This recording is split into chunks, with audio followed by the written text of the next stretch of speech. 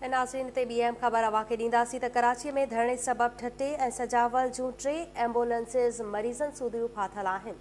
बिल्कुल नाज़रीन, 3 एम्बुलेंस मरीज़नि समेत फाथल आहिनि। कराची में धरणनि सबब ठटे ऐं सजावल जूं 3 एम्बुलेंसिस मरीज़नि समेत फाथल आहिनि। शहरियुनि खे तमामु घणियूं मुश्किलातूं पेश अची रहियूं आहिनि। ट्रैफ़िक जी रवानी मुअतल आहे।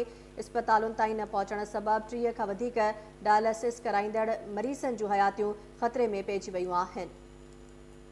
ठटे में केतिराई मरीज़ मुंतक़िल कया विया आहिनि, जॾहिं त डायलिसिस यूनिट जा बेड भरिजी विया आहिनि। इंतज़ामिया पारां वधीक बेड्स बि तलब कया विया आहिनि। कराची में धरणनि सबब ठटे ऐं सजावल जूं 3 एम्बुलेंसिस मरीज़नि समेत फाथल आहिनि, जंहिं सबब शहरियुनि खे तमामु घणियूं मुश्किलातूं पेश अची रहियूं आहिनि। इस्पतालुनि ताईं न पहुचण सबब 30 खां वधीक डायलिसिस कराईंदड़ मरीज़नि जूं हयातियूं ख़तरे में पइजी वियूं आहिनि। ठटे में केतिराई मरीज़ मुंतक़िल कया विया आहिनि। डायलिसिस यूनिट जा बेड्स बि भरिजी विया आहिनि। वधीक अपडेट मालूम कंदासीं। असां सां टेलीफोन लाइन ते मौजूदु आहे KTN न्यूज़ रिपोर्टर महबूब बिरोही। जी महबूब, वधीक छा तफ़सील आहिनि?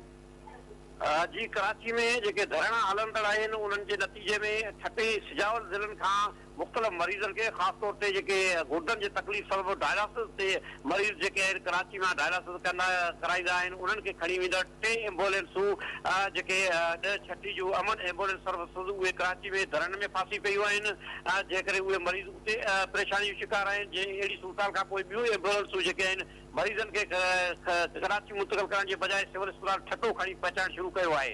अहिड़ी सूरत सबबि ठटे सिविल अस्पताल में 30 खां मथे जेके डायलिसिस कराईंदड़ मरीज़नि खे पहुचायो वियो आहे, पर मकड़ी सिविल अस्पताल में छाकाणि जो तमामु घटि जेके डायलिसिस यूनिट में जेके 8 खां 12 जेके बेड आहिनि उन्हनि खे वधीक अॻु में ई रजिस्टर्ड मरीज़ आहिनि। जंहिं करे नवां जेके मरीज़ आया आहिनि उन्हनि जी हालत ॻणती जोगी थी वई आहे।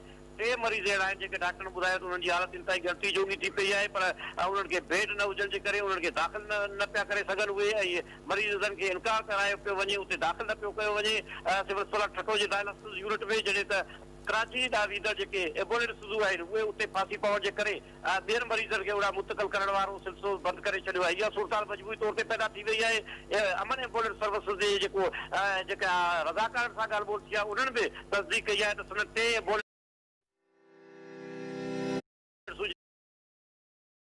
जेके कराची में धरणे में फासी पियूं आहिनि, जेके उते दरख़्वास्त करे रहिया धरणे वारनि खे त मरीज़नि लाइ एम्बुलेंस सर्विसिस जेका आहे उहे छॾियूं वञनि। इहा सूरत पैदा थी आहे। सिविल अस्पताल ठटो में मरीज़नि लाइ सूरत वधीक गंभीर थींदी पई वञे।